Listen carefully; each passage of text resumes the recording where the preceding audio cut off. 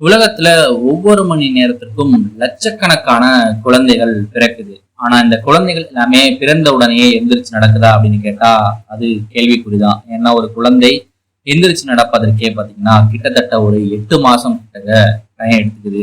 ஆனா விலங்குகளை கம்பேர் பண்ணும்பொழுது இப்படி பாத்தீங்கன்னா கிடையாது. ஏன்னா அது பிறந்த சில மணி நேரத்திலேயே எந்திரிச்சு நடக்குது. எடுத்துக்காட்டாக மான், ஒட்டகம், வரிக்குதிரை போன்ற விலங்குகளின் குட்டிகள் எல்லாமே பிறந்த சில மணி நேரங்களிலேயே எந்திரிச்சு நடக்க ஆரம்பிக்குது. இது வேட்டையாடும் விலங்கிடம் இருந்து தங்களை தற்காத்து கொள்ள உதவுது. ஒட்டகத்தினுடைய குட்டிகள் பிறந்தவுடன் எழுந்து நின்று விரைவிலே நடக்க ஆரம்பிக்குது. இது பாலைவனத்தினுடைய அந்த சூழல்ல இருந்து தங்களை தற்காத்து கொள்ள உதவுது. இந்த வீடியோல நம்ம நிறைய விஷயங்கள் பார்க்க போறோம். மனிதர்களின் குழந்தைகளை பற்றியும் அதே மாதிரி விலங்குகளுக்கும் மனிதர்களுக்கும் இடைப்பட்ட டிஃபரன்ஸ் என்ன அப்படிங்கிறதையும் பார்க்க போறோம். குழந்தைகளுக்கான பருவங்கள் என்னென்ன, குழந்தைகள் பிறந்ததுல இருந்து 18 வயசு வரைய அவங்களுக்குள்ள என்னென்ன மாற்றங்கள்லாம் ஏற்படும் அப்படிங்கிற எல்லா இன்ஃபர்மேஷனையும் கொஞ்சம் டீட்டெயில்டா பார்க்க போறோம். அதனால வீடியோவை தொடர்ச்சியா பாருங்க. நிறைய விஷயங்கள் நீங்க தெரிஞ்சுக்கலாம். குழந்தைகளுடைய ஒவ்வொரு பருவத்திலையும் குழந்தைகளை என்னன்னு சொல்லி கூப்பிடுவாங்க அப்படிங்கிறது நம்ம டீட்டெயில்டா பார்க்க போறோம்.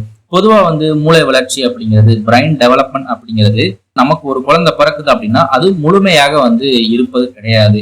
அது ஆரம்ப கட்டத்துல தான் இருக்கும். அதாவது 25% மூளை நம்மளை கம்பேர் பண்ணும் பொழுது பிறந்த குழந்தைக்கு 25% மூளை வளர்ச்சி மட்டுமே பாத்தீங்கன்னா இருக்கும். நடக்க தேவையான ஒருங்கிணைப்பு மற்றும் சமநிலையை கட்டுப்படுத்தும் மூளையின் பகுதிகள் அப்படிங்கிறது அந்த நேரத்துலதான் வளர ஆரம்பிச்சுக்கிட்டு இருக்கும். ஆனா விலங்குகளுக்கு அப்படி கிடையாது. மூளை பகுதிகள் பிறக்கும் பொழுதே உடனடியாக நல்லாவே செயல்படும். எலும்பு மற்றும் தசை வளர்ச்சியை பார்க்கும் பொழுது மனித குழந்தைகளுக்கு எலும்புகள் மற்றும் தசைகள் மிகவும் மென்மையா இருக்கும் பிறக்கும் பொழுது. அதனால ஈஸியா அது வளையறதுக்கான வாய்ப்புகள் இருக்கு. அதனாலதான் குழந்தைகள் ரொம்ப கேர்ஃபுல்லா பாத்துக்கிறாங்க. எடைக்கு ஏற்ப அந்த தசை வளர்ச்சி அப்படிங்கிறது அந்த நேரத்துல தான் வளர ஆரம்பிக்கும். எலும்புகள் உறுதி அடையும் அதுக்கு கால அவகாசம் அப்படிங்கிறது தேவைப்படும். ஆனா விலங்குகளின் எலும்புகளும் தசைகளும் பிறந்த உடனே வலுவா இருக்கும். உடலில் எடையை தாங்கும் அளவுக்கு அது வலிமையா இருக்கும் அப்படிங்கிறது தான் உண்மை.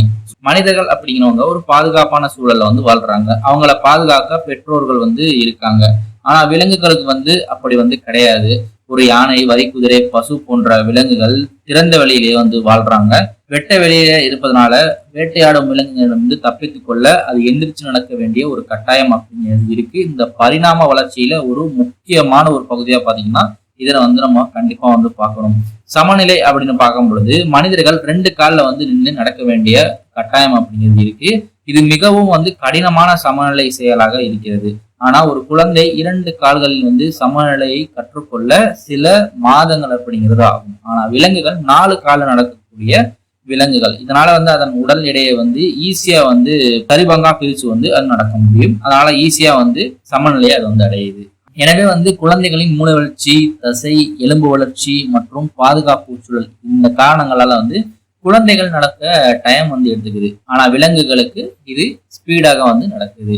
முக்கியமா இந்த பிரைன் டெவலப்மெண்ட்டை நம்ம பார்க்கும் பொழுது நம்ம கவனிக்க வேண்டியது பாத்தீங்கன்னா நம்மளுடைய மூளை வளர்ச்சி அப்படிங்கிறது நான் ஆல்ரெடி சொன்ன மாதிரி அடல்ட்டை பார்க்கும் பொழுது நம்மளை போன்ற ஒரு 30 வயது அல்லது ஒரு 18 வயது அடல்ட்டை பார்க்கும் பொழுது குழந்தைகளுக்கு 25% மட்டுமே பிரைன் டெவலப் ஆகியிருக்கும் அப்படிங்கிறத சொல்றாங்க.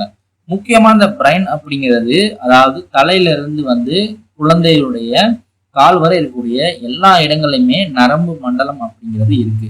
அது ஃபுல்லாவே வளர்வதற்கு ஒரு கனெக்ஷன் அப்படிங்கிறது தேவைப்படும். இந்த கனெக்ஷன் குழந்தை பிறக்கும் பொழுது ஆயிருக்காது. இதற்காக டைம் எடுத்துக்கும். இதுதான் இன்னும் டீப்பா பார்க்கும் பொழுது குழந்தைகளின் நரம்பு மண்டலம் அப்படிங்கிறது பிறக்கும் பொழுது முழுமை அடையலை அப்படிங்கிறத சொல்றாங்க. குழந்தைகள் பிறந்தவுடன் அவங்களுடைய பிரைன்ல இருக்கக்கூடிய நியூரான்ஸ் அப்படிங்கிறது முழுமை அடைஞ்சிருக்காது. ஆனா அது இருக்கும். கிட்டத்தட்ட 86 பில்லியன் நியூரான்ஸ் அப்படிங்கிறது இருக்கும். ஆனா இதற்கு இடையே கனெக்ஷன் அப்படிங்கிறது இருக்காது. இதற்கு இடையேயான கனெக்ஷனை என்ன சொல்றாங்க அப்படின்னா சினாப்சிஸ் அப்படிங்கிற மாதிரி சொல்றாங்க. இது ஒரு நியூட்ரான் எடுக்கும் பொழுது அதுல குறைந்தபட்சம் ஒரு 1000க்கு மேற்பட்ட few thousands ஆஃப் சினாப்சஸ் இருக்கும் அப்படின்னு சொல்றாங்க. 2ல இருந்து 3 வயது ஒரு குழந்தை எட்டும் பொழுது அதன் எண்ணிக்கை அப்படிங்கிறது ஒரு நியூரானுக்கு 15,000 சினாப்சஸ் இருக்கும் அப்படிங்கிறது தான் அர்த்தம். இந்த ப்ராசஸுக்கு இந்த 2ல இருந்து 3 வயசு வரை கம்ப்ளீட் ஆகுது பாத்தீங்கன்னா அந்த நியூரான்ஸ்ல சினாப்சஸ் வளர்வதற்கு கனெக்ஷன் ஏற்படுத்த எடுத்துக்கொள்ளும் இந்த ப்ராசஸுக்கு பாத்தீங்கன்னா ஸ்னாப்சஸ் ஜெனிசிஸ் அப்படிங்கிற மாதிரி சொல்றாங்க.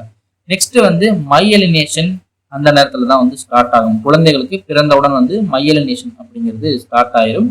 இது என்ன அப்படின்னா வந்து ஒரு நரம்பு மண்டலம் போகுது இல்லையா, நரம்பை சுத்தி வந்து ஒரு கொழுப்பு அப்படிங்கிறது உரை அப்படிங்கிறது இருக்கும்.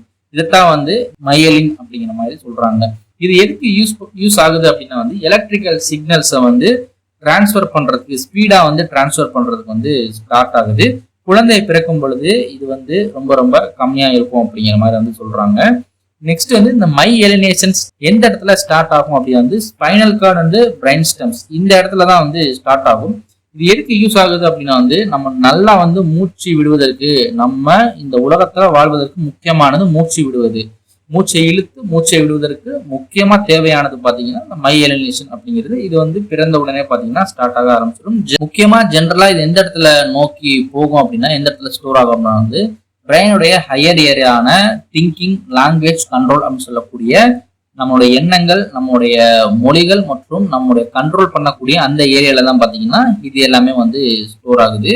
இதனாலதான் வந்து ஒரு பிறந்த குழந்தை அப்படிங்கிறது வந்து நடக்கும் பொழுது வந்து தள்ளாடி தள்ளாடி நடக்குது அப்படிங்கிறத சொல்றாங்க. இத சொல்ல போனா வந்து ஒரு மோட்டார் கண்ட்ரோல் மாதிரி. ஒரு மோட்டாருக்கு எல்லா கண்ட்ரோலும் கரெக்டா இருக்கணும். அந்த மோட்டார் வந்து எல்லை மீறி போச்சுன்னா அது எப்படி வந்து தடுமாறி கீழே விழுதோ அந்த மாதிரி குழந்தைகள் வந்து அந்த கட்டமைப்புல வந்து உருவாகிறதுக்கு சில காலங்கள் எடுத்துக்கொள்ளும். ஒரு குழந்தை பிறந்த உடனே பாத்தீங்கன்னா ரிஃப்ளெக்ஸ் சர்க்கியூட் வந்து அது டாமினேட் பண்ணும். அதிகமா வந்து குழந்தைகள் அப்படிங்கிறது கான்சியஸ் டிசிஷன், ஈஸியா ஒரு டிசிஷன் வந்து எடுக்க முடியாது. அதனால பாத்தீங்கன்னா இந்த ரிஃப்ளெக்ஸ் வந்து லோவர் பிரெயின்ல தான் வந்து ஸ்பைனல் கார்டு அண்ட் லோவர் பிரெயின்ல தான் பாத்தீங்கன்னா அந்த கண்ட்ரோலை வந்து எடுத்துக்கிறோம். ஃபார் எக்ஸாம்பிளுக்கு நம்ம பார்க்க போனோம் அப்படின்னா வந்து ஒரு குழந்தை வந்து எந்திரிச்சு தானா வந்து நடக்காது. நம்ம கையை பிடிச்சி அதை நடக்க வச்சோம் அப்படின்னா வந்து அது வந்து நடந்து போகும். இந்த விஷயத்த வந்து ஸ்டெப்பிங் ரிஃப்ளெக்ஸ் அப்படிங்கிற மாதிரி சொல்றாங்க. டோனிக் நெக் ரிஃப்ளெக்ஸ் அப்படிங்கிறது என்ன சொல்றாங்க அப்படின்னா வந்து ஒரு குழந்தை வந்து தலையை திருப்பும் பொழுது ஒரு கை நீட்டும், அதே மாதிரி ஒரு கை வளையும் அப்படிங்கிற மாதிரி சொல்றாங்க. ஆனா இது எல்லாமே வந்து சில காலங்களிலேயே பெருமூளை புரணி அப்படிங்கிறக்கூடிய அதை கண்ட்ரோல் எடுத்த உடனே பெருமூளை புரணி அப்படின்னு சொல்லக்கூடிய செரிப்ரல் கார்டெக்ஸ் அப்படிங்கிறது அதோடைய கண்ட்ரோலை எடுத்த உடனே வந்து இந்த சிம்டம்ஸ் எல்லாமே வந்து டிசப்பியர் ஆகிரும் அப்படிங்கிறத சொல்றாங்க. சென்சார் சிஸ்டம்ஸ் டெவலப் ஆகுறது வந்து ரொம்பவே ஸ்பீடா இருக்கும். ஃபார் எக்ஸாம்பிள் வந்து ஒரு டச் பண்றதா இருக்கட்டும், ஒரு ஸ்மெல் அண்ட் டேஸ்ட் பண்றதா இருக்கட்டும், குழந்தை பார்க்கறதா இருக்கட்டும், குழந்தை கேட்கறதா இருக்கட்டும், இதெல்லாமே வந்து ஸ்பீடா டெவலப் ஆகக்கூடிய டைம் பார்த்தீங்கன்னா குழந்தை பிறந்த உடனே வந்து ஸ்பீடா வந்து டெவலப் ஆக ஆரம்பிச்சிடும்.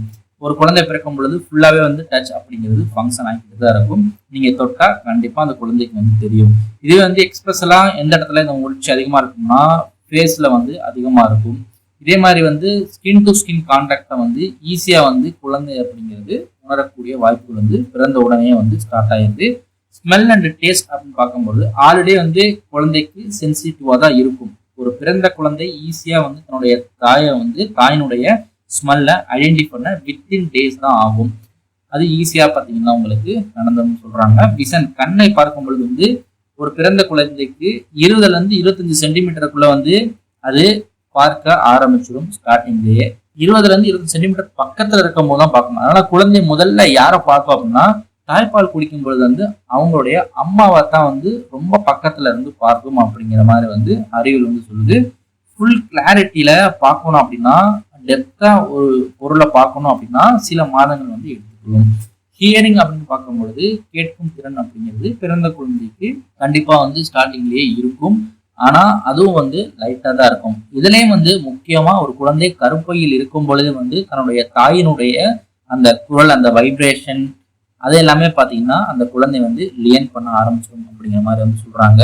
அதே மாதிரி ஒரு குழந்தை அப்படிங்கிறது பிறந்த உடனே நம்ம ஆல்ரெடி சொன்னோம் 25% சைஸ்ல சின்னதாக இருந்தாலும் நம்ம மூளை யூஸ் பண்ணக்கூடிய அந்த எனர்ஜியை விட சின்ன குழந்தைங்களுக்கு, பிறந்த குழந்தைகளுக்கு 60% வந்து டோட்டல் எனர்ஜி அப்படிங்கிறது தேவைப்படுது அப்படிங்கிற மாதிரி வந்து சொல்றாங்க. நெக்ஸ்ட் வந்து ரேபிட் மெட்டாபாலிசம். ஒரு குழந்தை பிறந்த உடனே வந்து ரொம்ப ஸ்பீடாக அதனுடைய உடம்புல சேஞ்சஸ் அப்படிங்கிறது இருக்கும்.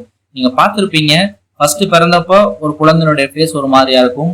பிறந்து சில மாதங்கள் ஆன உடனே அதோட ஃபேஸ் ஒட்டு மொத்தமாக வந்து மாறிடும். இதெல்லாமே பார்த்தீங்கன்னா இதற்குள்ள இருக்கக்கூடிய மெட்டாபாலிசம் பார்த்தீங்கன்னா ரொம்ப ஸ்பீடா வந்து வேலை செய்யக்கூடியது. அதிரடியாக வேலை செய்து வந்து இந்த சினாப்சிஸ் வேலைகள் செய்யும். அதாவது ஒரு நியூரானுக்கும் இன்னொரு நியூரானுக்கும் இடையே வந்து கனெக்ஷனை ஸ்பீடா வந்து ஏற்படுத்தும். அதே மாதிரி டென்ட்ரிஸ் அண்டு லினேட்டல் செல்ஸ் எல்லாமே பார்த்தீங்கன்னா அதிகப்படியாக வந்து தன்னுடைய வளர்ச்சி வந்து காமிக்கும். இது எல்லாமே வந்து ஒரு குறிப்பிட்ட ஸ்டேஜ்ல ஸ்டாப் ஆகும் இல்லையா, அதைத்தான் வந்து ப்ரூனிங் சொல்றாங்க. இந்த கனெக்ஷன் வந்து அதிகப்படியா நடக்கும். இந்த ஸ்னாப்ஸ் அப்படிங்கிறது மூளையில அதிகப்படியா பார்த்தீங்கன்னா எக்ஸசிவா நடக்கும். ஆனா இது ஒரு குறிப்பிட்ட காலகட்டத்துல இது வந்து ஸ்டாப் ஆயிரும்னு சொல்றாங்க. அதுவும் வந்து ஃபியூ இயர்ஸ்ல 2 to 3 இயர்ஸ்க்கு அப்புறம் வந்து இந்த மாதிரி growth ஆகுறது நியூரான்ஸ்க்கும் இன்னொரு நியூரான்ஸ்க்கும் இடைப்பட்ட அந்த கனெக்ஷன் அப்படிங்கிறது வந்து ஸ்டாப் ஆயிரும் அப்படிங்கிற மாதிரி சொல்றாங்க. இது வந்து முக்கியமா நம்ம எல்லாருடைய உடம்புலையும் நம்ம பிறந்தப்ப கண்டிப்பா வந்து நடந்திருக்கும். இதுதான் வந்து இந்த போரிங் ஷேப்ஸ் இருக்கு பாத்தீங்களா, இது எந்த இடத்துல வந்து ஸ்டாப் ஆகுதோ அந்த அளவுக்கு அந்த குழந்தை அப்படிங்கிறது திறனாக ஒரு திறன் படைத்த ஒரு பர்சனாலிட்டி பாத்தீங்கன்னா இந்த அளவுக்கு பாத்தீங்கன்னா இருக்கும். இது அதிகமா இருந்துச்சு அப்படின்னா நெக்ஸ்ட் வந்து இந்த குடலுக்கும் பிரெயினுக்கும் ரொம்ப ரொம்ப ஒரு கனெக்ஷன் அப்படிங்கிறது இருக்கு. ஏன்னா நம்ம பிறந்த உடனே நம்ம குடிக்கக்கூடியது தாய்ப்பால் மட்டும்தான். நமக்கு மூளை வந்து அந்த நேரத்துல அந்த அளவு கான்சியஸ்ல அந்த அளவுல இருக்காது. நமக்கு 100% பாத்தீங்கன்னா நம்ம சாப்பிடக்கூடியது வந்து வயிற்றுல போயிட்டு அது நல்லா செரிமானமாகி நமக்கு வந்து என்ன ஆகும் அப்படிங்கிறது தெரியும். இது வந்து வேகஸ் நர்வ் அப்படின்னு சொல்லக்கூடிய இந்த நர்வ் அப்படிங்கிறது பாத்தீங்கன்னா பிரெயின்ல இருந்து டைஜஸ்டிவ் சிஸ்டத்துக்கு வந்து ஒரு கனெக்ஷன் வந்து கொடுக்குது. இது வந்து பிறந்த உடனே வந்து ஆக்டிவா தான் இருக்குது. ஆனா ஏரியர் ஸ்டேஜ்ல வந்து நம்மளோட ஹெல்த் வந்து சரியா இல்லை அப்படின்னா நியூரோ டிரான்ஸ்மிட்டர்ஸ் ப்ரொடக்ஷன் அப்படிங்கிறது பாதிக்கப்படும். இதனால வந்து நம்மளுடைய மூட் அண்ட் டெவலப்மெண்ட் அஃபெக்ட் ஆகிறதுக்கான வாய்ப்புகள் அப்படிங்கிறது இருக்கு. ஸ்லீப் அப்படின்னு பார்க்கும்பொழுது ஒரு குழந்தை அதிக நேரம் கண்டிப்பா வந்து தூங்கும். ஏன்னா இந்த ஆக்ஷன்லாம் இப்ப நம்ம சொன்ன ஆக்ஷன் நடக்கிறதுக்கு ரெஸ்ட் அப்படிங்கிறது தேவை. இந்த ரெஸ்ட் அப்படிங்கிறது பாத்தீங்கன்னா ஒரு குழந்தைக்கு பிறந்த குழந்தைக்கு 14 முதல் 17 மணி நேரம் வரை பாத்தீங்கன்னா ஒரு குழந்தை ஒரு நாளைக்கு வந்து தூங்கும். இதனால வந்து பெரியவங்க சொல்லியிருப்பாங்க ஒரு குழந்தை ரொம்ப நேரம் தூங்கிச்சு அப்படின்னா நல்லது, குழந்தை தூங்கட்டும் எழுப்பாதீங்க அப்படிங்கிற மாதிரிலாம் சொல்லுவாங்க. இதனால உங்க குழந்தை தூங்கிக்கிட்டு இருக்கு அப்படின்னா குழந்தை வந்து தூங்கிக்கிட்டே இருக்கட்டும், தெரிஞ்சவங்க பார்க்க வர்றாங்க, இந்த மாதிரிலாம் விஷயம் நடக்கும் பொழுது வந்து குழந்தைகளுடைய தூக்கம் வந்து டிஸ்டர்ப் ஆகும். ஏன்னா அவங்க வந்து எழுப்புவதற்கான வாய்ப்பு வந்து நிறையவே இருக்கு. இந்த மாதிரி எல்லாம் பாத்தீங்கன்னா நீங்க வந்து பார்க்க வேண்டியிருக்கும். நெக்ஸ்ட் வந்து இந்த குழந்தை வந்து இந்த மாதிரி வந்து ஸ்லீப்பிங்ல அதோடைய இந்த ஸ்னாப்ஸ் நடக்குது இல்லையா, அப்பெல்லாம் நடந்துகிட்டே இருக்கும் பொழுது குழந்தை வந்து ரொம்பவே பிஸியா இருக்கும், ரொம்பவே ஆக்டிவான ஒரு ஸ்லீப்ல இருக்கும். இன்னொன்னு சொல்லுவாங்க ஆக்டிவான ஸ்லீப்னு சொல்லுவாங்க, அதுல வந்து ரேபிட் ஐ மூவ்மெண்ட் ஸ்லீப்னு சொல்லுவாங்க, REM. நம்மளுடைய ஃபார் எக்ஸாம்பிள் நம்மளே தூங்கி இருக்கும் பொழுது நம்ம கண்ணு சடசடன்னு ஆடும் தூங்கி இருக்கும் போதே, இதான் வந்து ரேபிட் ஐ மூவ்மெண்ட் அப்படிங்கிற மாதிரி சொல்றாங்க. இந்த இது நடக்கும் பொழுதும் பாத்தீங்கன்னா பிரெயின் பாத்தீங்கன்னா நம்மளுடைய கட்டமைப்பை சூப்பரா பண்ணிக்கிட்டு ஸ்ட்ராங்கா பண்ணிக்கிட்டு இருக்கும். இதனால வந்து குழந்தைய வந்து தூக்கத்துல இருந்து எழுப்பாம இருக்கிறது நல்லது. சாப்பிடுவதற்கு மட்டும் வந்து குழந்தைய வந்து எழுப்பலாம் அப்படின்னு பெரிய எக்ஸ்பர்ட்ஸ் எல்லாம் சொல்றாங்க. இதுவரை நீங்க இந்த குழந்தைக்கு பிறந்ததுல இருந்து அதனுடைய 2ல இருந்து 3 வயசு வரை நடக்கக்கூடிய சில விஷயங்களை வந்து பார்த்தோம். இப்ப வந்து தமிழ்ல இலக்கியத்துல பிள்ளை தமிழ்னு சொல்லக்கூடிய இந்த இலக்கியத்துல குழந்தையின் வளர்ச்சி பருவங்களை எப்படி சொல்லியிருக்காங்க, அதுவும் ஆண் குழந்தைகளுக்கு வந்து எப்படி சொல்லியிருக்காங்க அப்படிங்கிறத நம்ம வந்து பார்க்க போறோம். ஃபர்ஸ்ட் வந்து காப்பு பருவம் அப்படின்னு சொல்லுவாங்க. முதல் 5 மாதங்கள் குழந்தை பிறந்த முதல் 5 மாதங்கள்ல குழந்தையை காக்க கடவுளை வேண்டுவது, இதை வந்து காப்பு பருவம்னு சொல்றாங்க. அடுத்து செங்கீரை பருவம். செங்கீரை பருவம் அப்படிங்கிறது 5வது மாதம், இதுதான் செங்கீரை பருவம். குழந்தை கழுத்து நின்று தலையை அசைத்து மகிழும் பருவம், இதுதான் வந்து செங்கீரை பருவம். தாளப்பருவம் அப்படிங்கிறது 7 முதல் 9 மாதங்கள் பாத்தீங்கன்னா ஆகும். குழந்தைகள் நாக்கை ஆட்டி ஒலி எழுப்புவது தாளாட்டு பாடுவது போன்ற காலகட்டம், இதைத்தான் வந்து தாளப்பருவம் சொல்றாங்க. சப்பானி பருவம் அப்படிங்கிறது 11வது மாதம். குழந்தை கை தட்டி மகிழும் பருவம் வந்து 11வது மாதம். முத்தப்பருவம் அப்படிங்கிறது 11வது மாதத்துல இருந்து 12வது மாதம் வரை வந்து முத்தம் கொடுக்கும் பருவம். இது வந்து குழந்தைகளுக்கு இருக்கக்கூடிய ஒரு நார்மலான ஒரு ஸ்டேஜ். அடுத்து வந்து வருகை பருவம் 13வது மாதம், அதாவது பிறந்த ஒரு வருஷத்துக்கு அப்புறம் வந்து குழந்தை தவழ்ந்து வந்து வரக்கூடிய ஒரு பருவம், அதுதான் வருகை பருவம். அம்புலி பருவம். இந்த அம்புலி அப்படிங்கிற வார்த்தை நிறைய பேர் கேள்விப்பட்டிருப்பீங்க, அது என்ன அப்படிங்கிறது பாருங்க. 21வது மாதம். 21வது மாதத்துல நிலாவை விளையாட அழைக்கும் பருவம், இதுதான் வந்து அம்புலி பருவம்னு சொல்றாங்க. நவீன வாழ்க்கையில இத வெவ்வேறு பேர் வச்சு நம்ம வந்து அழைக்கிறோம். இதுக்கு வந்து சயின்ஸ் மூலமா கொடுத்துருக்கூடிய நவீன காலத்துல கொடுத்துருக்கூடிய சில விஷயங்களை வந்து நம்ம இப்போ வந்து பார்ப்போம். பிறப்பு பருவம் அப்படின்னு சொல்றாங்க. நியூ பார்ன் ஸ்டேஜ் 0, அதாவது பிறந்த குழந்தையிலிருந்து 1 மாசம் வரை கூடிய அந்த காலகட்டம். இந்த இடத்துல வந்து பிறந்த உடனே சுவாசம், தப்புதல், அழுதல் போன்ற அடிப்படை பிரதி செயல்களை ரிஃப்ளெக்சஸ்ன்னு சொல்றாங்க பார்த்தீங்களா, அதை மட்டுமே வந்து செய்வாங்க. பார்வை மங்களா இருக்கும், ஆனா முகம் மற்றும் ஒளி வேறுபாடுகளை வந்து பார்க்க முடியும். தாயின் குரல், மனம் ஆகியவற்றை இந்த குழந்தைகளால் உணர முடியும். பச்சிளம் பருவம் அப்படிங்கிறது 1 மாதம் முதல் 1 வயது வரைக்கும் கூடிய அந்த காலகட்டம். 1 மாதத்துல இருந்து 3 மாசம் வரைய தலை தூக்குதல், சிரிப்பு ஆரம்பம், ஒலி எழுப்புதல் இது எல்லாமே நடக்கும்.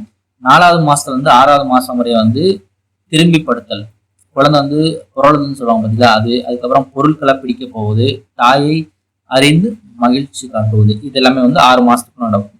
7 முதல் 9 மாசம் வரைய ஊர்தல், ஊர்ந்து போவாங்க, பல்லு அப்படிங்கிறது வளரும், ஒலிகளை பின்பற்றுதல் அப்படின்னு சொல்லக்கூடிய இந்த காலகட்டம். 10ல இருந்து 12 மாசம் வந்து நிற்க முயற்சிக்கும், குழந்தை வந்து நிற்க முயற்சிக்கும், முதல் சொல், சின்ன சின்ன விளையாட்டுகள் அப்படிங்கிறத இந்த காலகட்டத்துல வந்து குழந்தை வந்து கத்துக்கும். 10ல இருந்து 12வது மாசத்துல தான் குழந்தை வந்து முதல் சொல் அப்படிங்கிறது, ஒரு பேச்சு அப்படிங்கிறதே வர்றதுக்கான வாய்ப்புகள் வந்து இருக்கு. துடிப்பு குழந்தை பருவம் அப்படிங்கிறது டோட்டல் ஸ்டேஜ்னு சொல்லுவாங்க.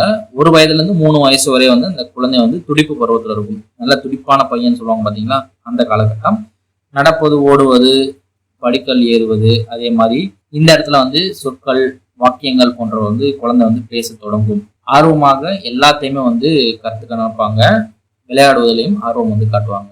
முன்பள்ளி குழந்தைகள், ப்ரீ ஸ்கூல்னு சொல்லுவாங்க பாத்தீங்களா, 3 வயது முதல் 6 வயசு வரை குழந்தைகள் எப்படி இருப்பாங்கன்னா, கற்பனை, விளையாட்டு அதிகமா இருக்கும். சமூக பழக்கங்கள், நண்பர்களை வந்து உருவாக்குவாங்க. எளிய விதிகள், வழிமுறைகளை பின்பற்றுதல், வழிமுறைகள் என்ன சொல்றாங்களோ இன்ஸ்ட்ரக்ஷன்லாம் பின்பற்றுவாங்க. டிராயிங் பண்றது, அதே மாதிரி கட்டுரைகள் எழுதுவது போன்ற நுட்பங்களை இந்த வயசுல கத்துக்குவாங்க. இது வந்து 3ல இருந்து 6 வயசுக்குள்ள கத்துக்கிறது. 6 வயசுல இருந்து 12 வயசு வரை வந்து ஆரம்ப பள்ளி பருவம். இதுல வந்து அறிவுத்திறன், நினைவாற்றல் வேகமாக வளர்ச்சி அடையும். குழுவாக விளையாட ஆரம்பிப்பாங்க. பொறுப்புணர்வு அப்படிங்கிறது வரும்.